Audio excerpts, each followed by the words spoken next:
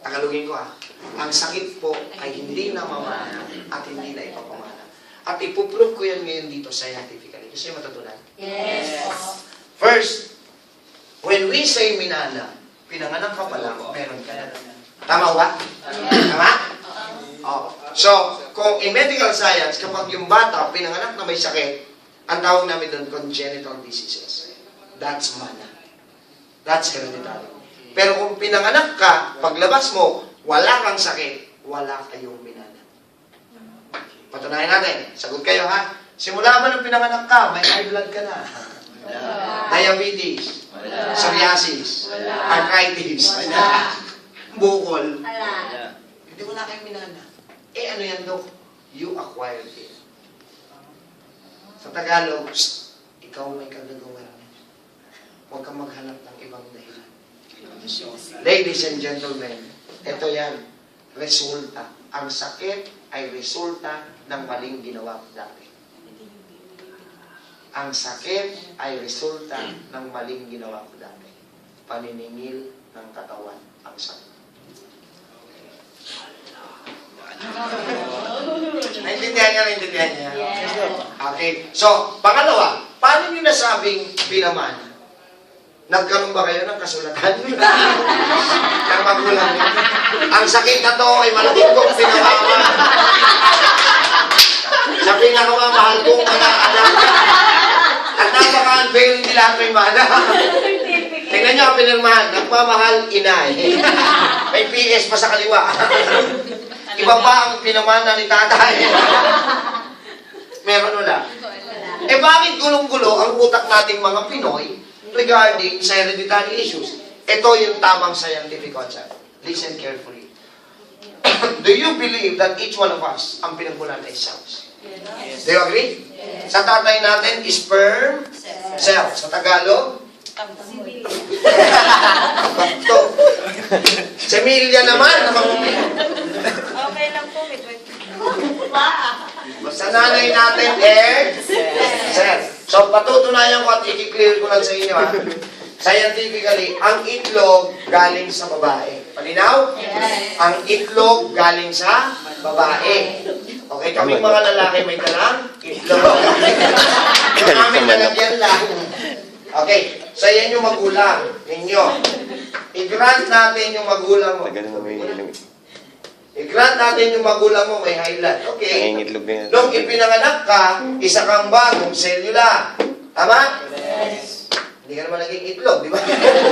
Selula ka agad. New. Isa kang bagong selula. Ikaw yan. May high blood, wala?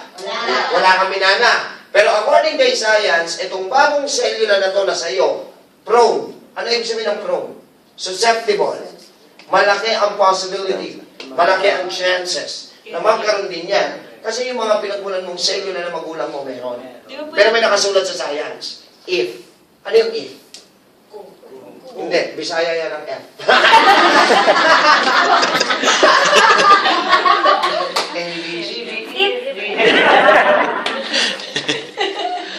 Oo, Bisaya siya. Okay. Hindi. Sabi niya, yung selula mo, prone or malaki ang posibilidad na magkaroon din ng kanyang sakit kasi yung pinagmulan mong selula, meron. Kung hindi mo aalagaan ang sakit. So, ang sakit, malinaw, kapabayaan. Intindihan nyo? Yes. Hindi yan minana. Resulta yan ng mga kapabayaan mo. Or, kamangmangan natin. Okay? So, ito, may tumawag sa akin maganda. Dok, yung nanay ko may diabetes. Nung bata ako, hanggang magdalaga ako, Dok, wala akong diabetes. Pero Dok, ngayong may edad na ako, may pamilya na ako sa sarili ko, naging diabetic ko rin ako. Isa lang isipin natin lahat. Lahi. Apo. Tama? Ilagay nyo sa konseptong ito para madali nyo mai-apply. Yung nanay niya, parent. Yung cellula ng nanay niya, ano sakit? Oh, so yung cellula ni nanay may diabetes. Nung ipinanganak siya, isa siyang bagong cellula. May diabetes, wala? Wala. So, wala siyang minana.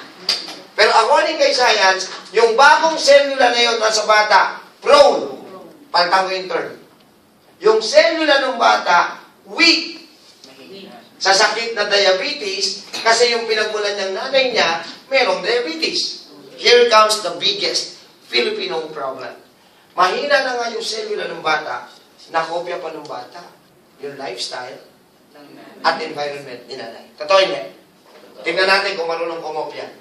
Si nanay bumili ng chuk drink. Hihingi ba yung anak? Yes. Bibigyan nyo? Magaling na magulang. Ayan na! Ayan na, oh! Sa bibig niyo na lumabas. Di ba? Ikaw ang lumalaso sa sarili mong anak. Lalo na yung mga panahon ngayon, yung mga batang, mga magulang. Uy, mami, tignan mo yung inaanak mo, 5 months pa lang ang galing na swim-swim sa stroke. Proud ka ba? Bruha! Di ba ikaw lumalasan sa anak mo? Sasabihin niyo, mana. Pagka nagkasakit ang anak niyo, makaiyak kayo. Makapagbigay kayo ng responsibilidad sa doktor. Grabe man, what do you call this, mangyugyug. Napipitsarahan pa kami, Dok, gawin mo lahat ang kaya mo! Totoo yun, Dok! Yes. Totoo. Kaya ka nayuyugyug kami. Alam niyo yung sagot ko? Sa ngayon, pag kami magulang na gumagano sa akin, sagot ko, bakit nanay, ikaw, ginawa mo ba lahat ng kaya mo para sana hindi nagkasakit ang iyong anak? Why are you transferring the responsibilities to us being your doctors? We are not magicians. Doctors are just guide. We can never heal anyone. Guide lang kami. Ang application, magulang. Alam niyo ba kung ba't kayo pinagkalooban ni God na magkaanak? Alam niyo kung bakit? Hindi. Kasi nagtiwala siya sa iyo na responsable ka. Yun ang tunay na ibig sabihin ng magulang. Hindi porkit nakakapag-provide ka ng pera, nakakapagpa-aral ka sa kanila. Naintindihan nyo?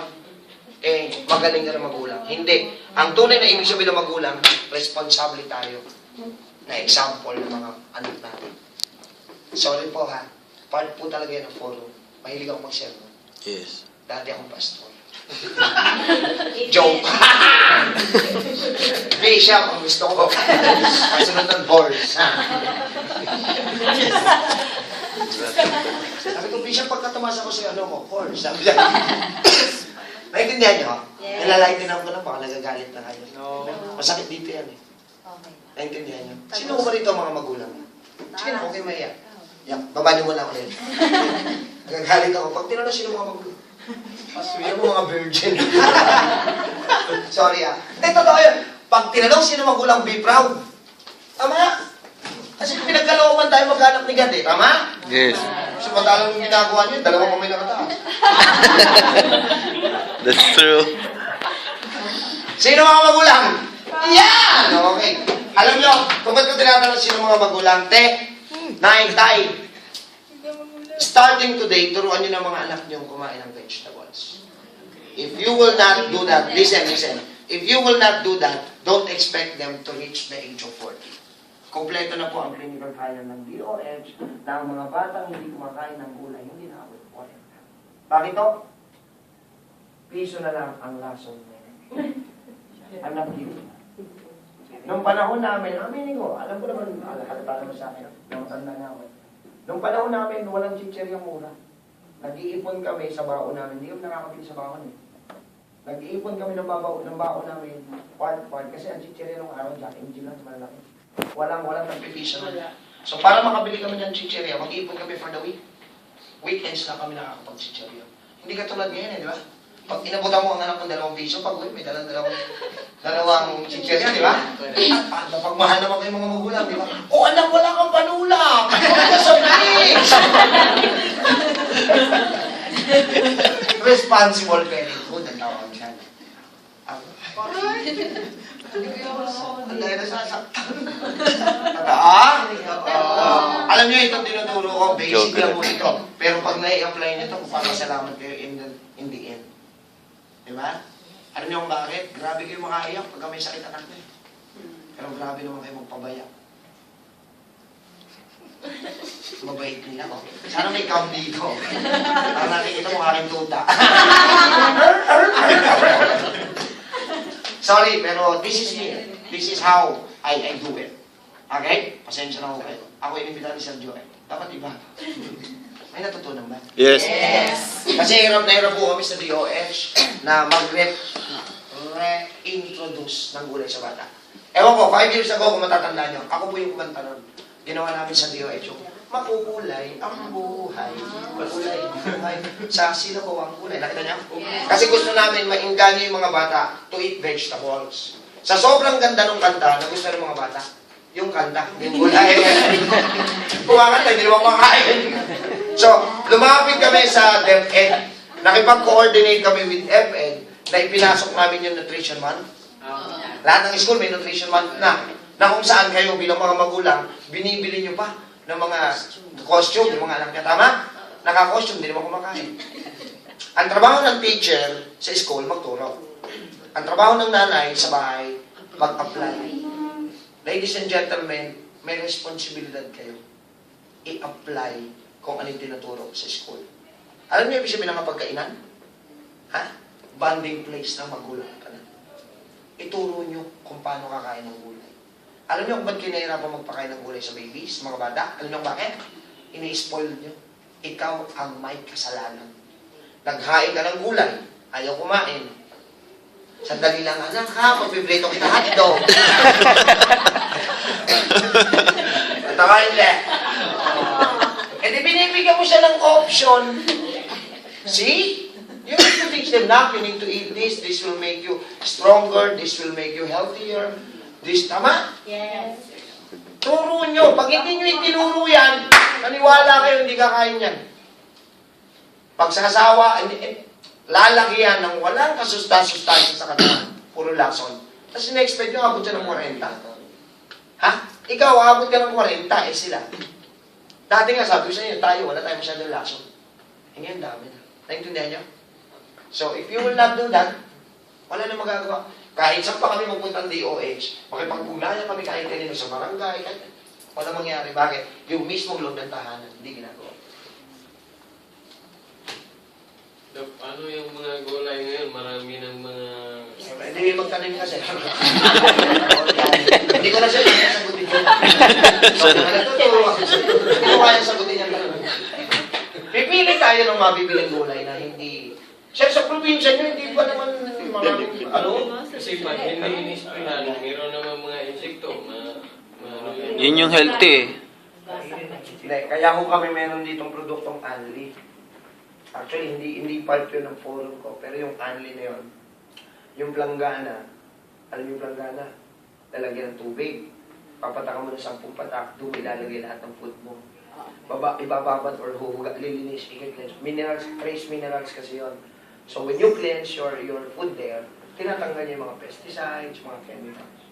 Makikita niyo yung chicken niyo, pag binabad niyo ron, aangat yung cholesterol ng chicken. So may mga solution tayo. Okay? Pero hindi ko sana i-discuss pero ito. Kung walang alcoholan niyo na lang. Okay, naintindihan niyo ito.